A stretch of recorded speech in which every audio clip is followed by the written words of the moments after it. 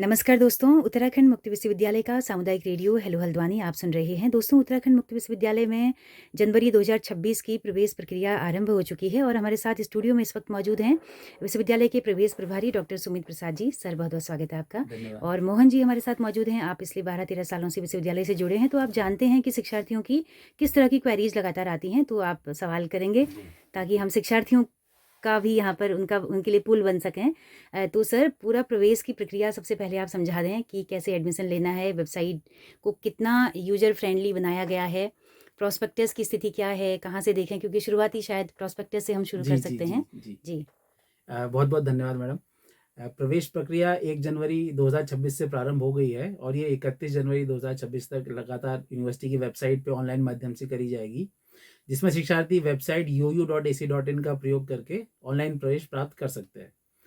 जहाँ पे नोटिफिकेशन दिया गया है प्रवेश प्रारंभ होने का, वहीं पर ही विवरणिका से संबंधित सारी सूचना और जानकारी उपलब्ध करा दी गई है, जहाँ पे यूजी, पीजी, सर्टिफिकेट और डिप्लोमा समस्त कार्यक्रमों की सूची उपलब्ध है और उससे संबंधित वहाँ पे अर्हताएं जो भी शिक्षार्थी को रखनी पड़ेगी उस संबंधित पाठ्यक्रम या कार्यक्रम में प्रवेश लेने के लिए, वो भी साफ रूप से वहाँ पे मेंशन कर दी गई है।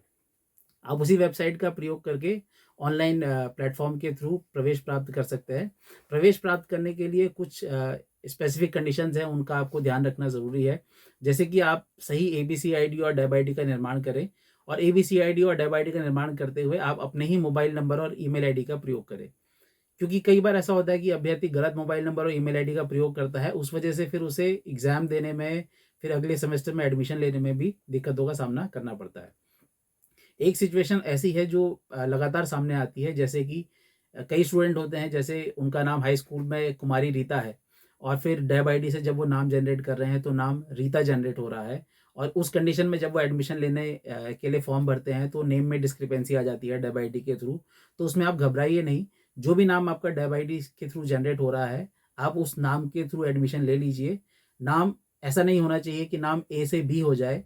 नाम में थोड़ी बहुत गलतियां हैं, वो गलतियां स्वीकार्य हैं, उनको हम बाद में आप एबीसी आईडी अपनी अपडेट कराइए। एबीसी आईडी अपडेट कराने के बाद डेब आईडी अपडेट हो जाएगी और डेब आईडी अपडेट करा करके फिर आप यूनिवर्सिटी रिकॉर्ड में भी अपना नाम सही करा सकते हैं। उसके अलावा हमने अभ्यर्थियों की सरलता के लिए प्रवेश फॉर्म को मॉडिफाई किया है, जिसमें अभ्यर्थी को सेव एंड नेक्स्ट का ऑप्शन दिया गया है कि अभ्यर्थी ने जितनी भी अपनी डिटेल्स उसमें सबमिट कर दी है वो उसे सेव कर ले और सेव करने के बाद आगे बढ़ते रहे और जब भी वो फाइनल पेमेंट करेगा तो उसके बाद उसका फॉर्म कंप्लीट हो जाएगा। समस्त प्रक्रियाओं को, समस्त भुगतानों का पेमेंट ऑनलाइन किया जाता है। इसके लिए कहीं किसी और जगह जाकर के चालान कटाने या किसी और प्रक्रिया के थ्रू करने की आवश्यकता नहीं पड़ती। इसकी अतिरिक्त एलिजिबिलिटी कंडीशन प्रोस्पेक्टस में क्लियरली मेंशन्ड है, तो ये मेरी आपसे रिक्वेस्ट है कि आप पहले अर्हताएं चेक कर लीजिए कि आप जिस भी कार्यक्रम में प्रवेश लेने वाले हैं उस कार्यक्रम के लिए आप अर्हता धारित करते हैं कि नहीं करते हैं। इसके अतिरिक्त बाकी सवाल मैं अपने साथी से कहूँगा कि वो जी जी पूछे। जी। तो पहले तो बहुत बहुत धन्यवाद, आपने मुझे मौका दिया कि मैं छात्रों की ओर से सर से कुछ प्रश्न कर सकूं जो शायद उनके भी होंगे। सर, अभी अभी आपने कहा कि एबीसी आईडी जो है अपडेट वो बाद में कर सकते हैं, तो इसका प्रोसीजर क्या है और इसका कोई लिंक विश्वविद्यालय की वेबसाइट पर उपलब्ध है?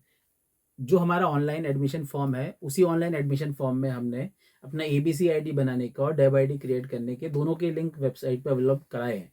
उसी लिंक के थ्रू स्टूडेंट उनकी वेबसाइट पे, रिस्पेक्टिव वेबसाइट पे रीडायरेक्ट हो जाएगा और वहाँ पे कॉन्टैक्ट अस की डिटेल्स हैं, वहाँ पे ईमेल आईडी और मोबाइल नंबर सब कुछ अवेलेबल है। तो स्टूडेंट उनको अप्रोच करके वहाँ से करेक्शन करा सकता है और वो करेक्शन करा के फिर वो हमारी यूनिवर्सिटी में अपडेट कर दे।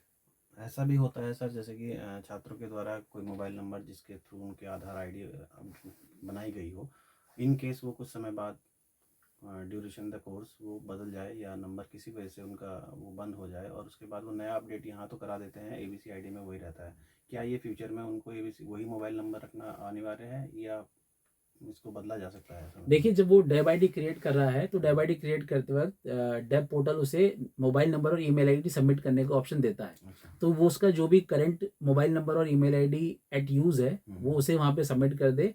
एंड इवन आफ्टर दैट, अगर student in due course of his duration in university अगर वो अपना चेंज कराना चाहता है डेटाबेस, तो हमने हमारे वेबसाइट पे जब भी स्टूडेंट एडमिशन लेता है तो उसे एक यूनिक एनरोलमेंट नंबर दिया जाता है। उसी एनरोलमेंट नंबर का इस्तेमाल करके स्टूडेंट लगातार हमारी वेबसाइट पे सारी इन्फॉर्मेशन एक्सेस कर सकता है। वेबसाइट पर ही वन व्यू का लिंक भी दिया गया है, उस वन व्यू को स्टूडेंट अपना एनरोलमेंट नंबर और डेट ऑफ बर्थ सबमिट करके एक्सेस कर सकता है।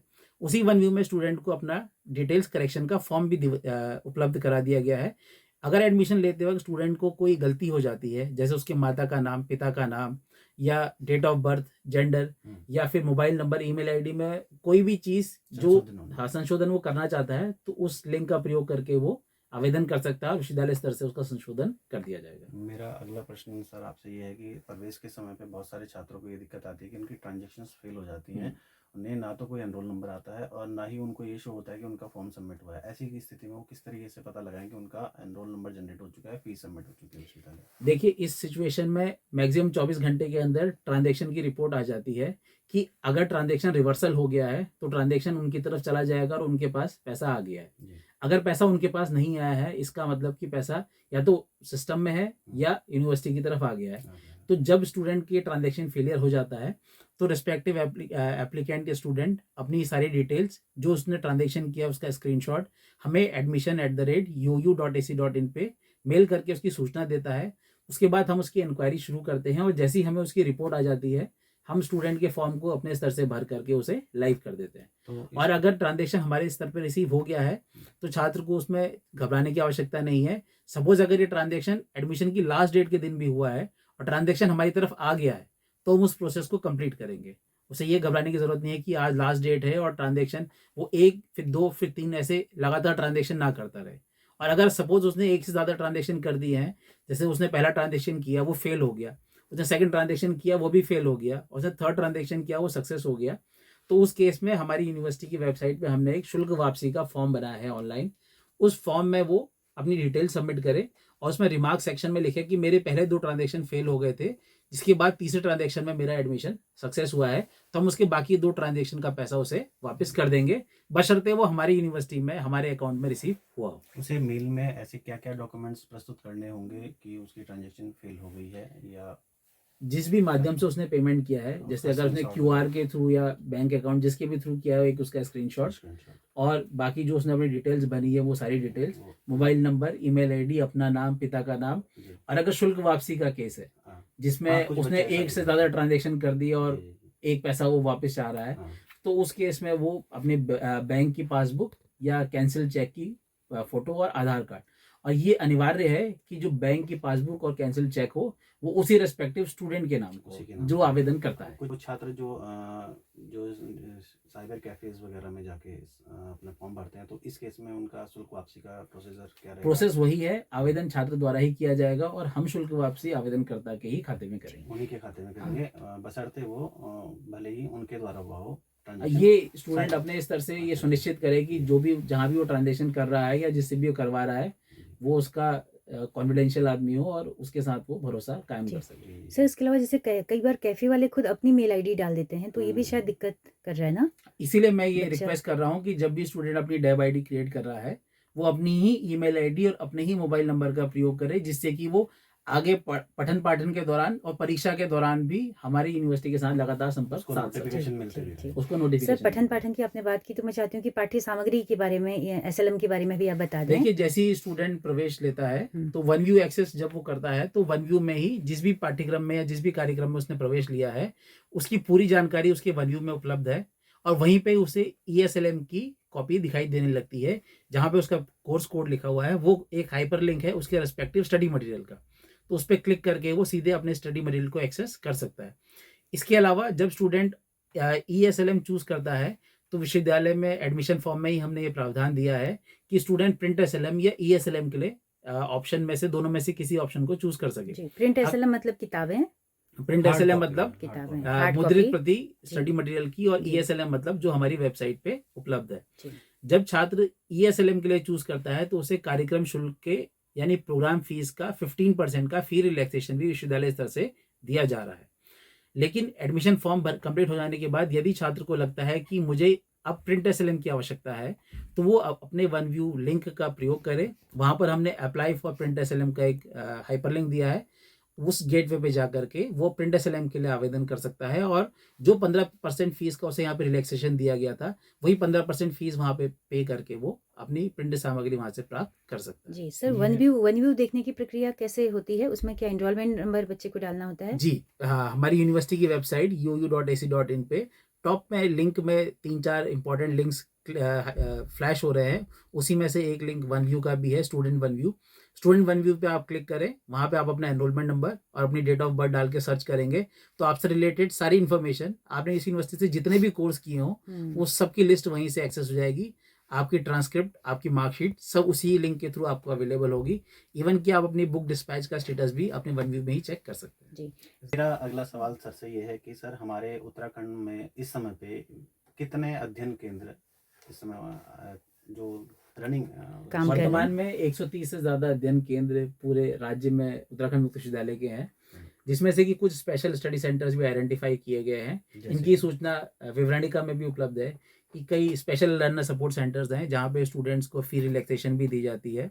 उसके अतिरिक्त एक special learner support centre Bengal engineers पे पिछले सत्र में खुला था और इस सत्र में कुमाऊं रेजिमेंटल सेंटर और जेल कारागार में भी 2 अध्ययन केंद्र खोले गए हैं और इन सभी जगहों से हमारे पास प्रवेश के लिए भी आवेदन आ रहे हैं निरंतर रूप से। सर, जो जेल में और बंगाल इंजीनियरिंग का जो स्टडी सेंटर खोले गए हैं, वहाँ पे किस तरह की प्रक्रिया है? किस तरह उसमें हमने बंगाल इंजीनियर्स और कुमाऊं रेजिमेंटल सेंटर पे जो लॉगिन उनका ईडीएम डेस्क होता है वहाँ पे उन्हें कुछ स्पेशल लिंक्स दिए हैं जिसमें वो अपने स्पेशल लर्नर्स की डिटेल सबमिट करेंगे और उन्हीं लिंक का प्रयोग करके वहाँ पे एडमिशन की प्रक्रिया भी होगी। इसलिए रिक्वेस्ट है उन सभी लोगों से जो इन दोनों स्टडी सेंटर्स पे एडमिशन के लिए अप्लाई कर रहे हैं वो अपने आइडेंटिफाइड डेजिग्नेटेड पर्सन से जाकर के मिले और हमने उन्हें पूरी प्रोसेस एक्सप्लेन करी हुई है। इसके अतिरिक्त जो कारागार में जो 2 अध्ययन केंद्रों का निर्माण किया गया है उनके फॉर्म ऑफलाइन माध्यम से भरे जाएंगे तथा इसकी सूचना हम शीघ्र ही उनको अध्ययन केंद्र के समन्वयक को प्रदान करेंगे। जी, जी। तो मोहन जी, और किस तरह के सवाल स्टूडेंट्स की तरफ से रहते हैं? जैसे कि मेरे दिमाग में एक और सवाल आ रहा है अभी जो छात्रों का हो सकता है, होता भी है कि छात्र प्रवेश ले लेते हैं और उसके कुछ समय बाद वो चाहते हैं कि अपना सब्जेक्ट चेंज कर दें या फिर कोर्स ही चेंज करना चाहते हैं, या तो कोर्स बदलें या सब्जेक्ट चेंज करने के लिए, इनके क्या प्रोसेस है? इसके लिए भी हमने प्रक्रिया बनाई है।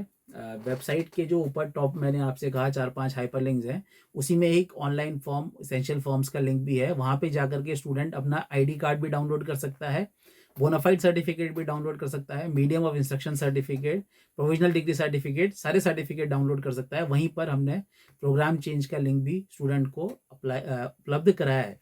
उसी लिंक का प्रयोग करके स्टूडेंट ऑनलाइन ही अपना प्रोग्राम चेंज के लिए अप्लाई कर सकता है। अप्लाई करने के लिए सब्जेक्ट चेंज और प्रोग्राम चेंज अप्लाई करने के लिए उसे प्रवेश की अंतिम तिथि ही उसकी अप्लाई करने की अंतिम तिथि मानी जाएगी तथा उसके अतिरिक्त अगर उसे स्टडी मटेरियल एमपीडीडी से उपलब्ध करा दिया गया है तो छात्र अपने सब्जेक्ट चेंज और प्रोग्राम चेंज के लिए अप्लाई नहीं कर पाएगा। ऐसी स्थिति में उसे उसी कोर्स के साथ आगे बढ़ना गो थ्रू पड़ेगा। होना पड़ेगा या फिर वो अच्छा, ऐसी स्थिति में क्या वो अपना कोर्स कैंसिल करा दें उसके बाद फिर से नए सत्र के लिए अप्लाई? प्रवेश निरस्तीकरण का ऐसी स्थिति में, हाँ, प्रवेश निरस्तीकरण ही समझिए। प्रवेश निरस्तीकरण की स्थिति में क्या उसको शुल्क वापसी का प्रवेश प्रावधान है? निरस्तीकरण की व्यवस्था भी विश्वविद्यालय स्तर से दी जा रही है यूजीसी रेगुलेशन के अनुरूप, जिसकी सूचना हमने विश्वविद्यालय की वेबसाइट पे दी है कि छात्र कब तक आवेदन कर सकता है और आवेदन के सापेक्ष उसे कितना शुल्क उसका वापस किया जाएगा। ये पूर्ण सूचना भी जनवरी 2026 की विवरणिका के साथ वेबसाइट पे उपलब्ध कराई है। सर, सब्जेक्ट कॉम्बिनेशन एक बड़ा मसला होता है स्टूडेंट्स का कि क्या लें क्या नहीं लें, क्या इसका कोई ऑटोमेटिक कुछ आपने? हाँ, सब्जेक्ट कॉम्बिनेशंस के लिए भी हमने प्रावधान ऑनलाइन फॉर्म में ही दिया है। अगर छात्र ग्रेजुएशन लेवल पे अप्लाई कर रहा है जिसमें बेसिकली हम एनईपी स्ट्रक्चर को फॉलो कर रहे हैं, उसी में ही सब्जेक्ट कॉम्बिनेशन के मैक्सिमम क्वेरीज रहती हैं, तो हमने उसी फॉर्म में ये इंटीग्रेट कर दिया है कि स्टूडेंट ने इंटरमीडिएट में कौन कौन से सब्जेक्ट्स पढ़े थे और उन्हीं सब्जेक्ट्स के बेसिस पे उसको ग्रेजुएशन के सब्जेक्ट्स वेबसाइट पे दिखाई देते हैं, तो उसे अपने प्रीवियस सब्जेक्ट के कॉम्बिनेशन अवेलेबल कराने पड़ते हैं, जिसके बाद हम उन्हें करंट जो भी प्रोग्राम जिसमें वो एनरोल होना चाहते हैं उसके कॉम्बिनेशन लिंक पे प्रोवाइड कर देते हैं। तो ये पूरी प्रोसेस ऑनलाइन ही है। अभी तक विश्वविद्यालय में किस तरह के या किस प्रक्रिया के अंतर्गत किस प्रकार के छात्रों द्वारा एनरोल किया जा चुका है? हमारे वहाँ लगभग सभी तरह के छात्रों द्वारा आवेदन किया जाता है, जैसे महिलाएं हैं, पुरुष हैं, ट्रांसजेंडर हैं और कुमाऊं के लोग हैं, गढ़वाल के लोग हैं और पूरे राज्य के ही हैं। इसके अतिरिक्त अन्य राज्यों से भी कई छात्र हमारे वहाँ पठन पाठन का कार्य कर रहे हैं और पूरी तरीके से टेरिटोरियल जुरिस्डिक्शन का फॉलो किया जा रहा है। तो बहुत बहुत धन्यवाद सर, सुमित सर का, जो हमारे प्रवेश के इस समय पे इंचार्ज हैं, हमारे सवालों का। और धन्यवाद मैडम। और सर इतनी जल्दी हम आपको छोड़ेंगे नहीं क्योंकि अभी पूरी प्रक्रिया शुरू ही हुई है और हाँ, लगभग हाँ। अभी तो 30 जनवरी लास्ट डेट शायद है। 31 जनवरी। जी। और मेरी ये रिक्वेस्ट है समस्त आवेदनकर्ताओं से कि विश्वविद्यालय की वेबसाइट को निरंतर रूप से चेक करें। प्रवेश के लिए, परीक्षा के लिए और पठन पाठन संबंधित समस्त नोटिस वेबसाइट पे आते हैं। आप किसी पे भी आश्रित ना रहें। आप ये ना सोचें कि आपका अध्ययन केंद्र आपको सूचना देगा। जिस तरीके से आप फेसबुक और इंस्टाग्राम, व्हाट्सएप डेली चेक करते हैं, uu.ac.in भी डेली कम से कम एक बार चेक कीजिए। धन्यवाद। जी जी, बहुत शुक्रिया सर। छात्रों से भी हमारा अनुरोध है कि वो कमेंट्स में अपने अगर कोई और प्रश्न है हम सर से उनके आंसर जवाब जान सकें, अगली सीरीज में आपको बता सकें, उसके लिए कमेंट्स बॉक्स में अपने जो भी प्रश्न है उनको जरूर भेजें और हम तभी उन सवालों पर क्वेरीज आपकी Queries। पूरी कर पाएंगे। तो बहुत बहुत शुक्रिया आज के लिए, फिर जल्दी ही मिलते हैं।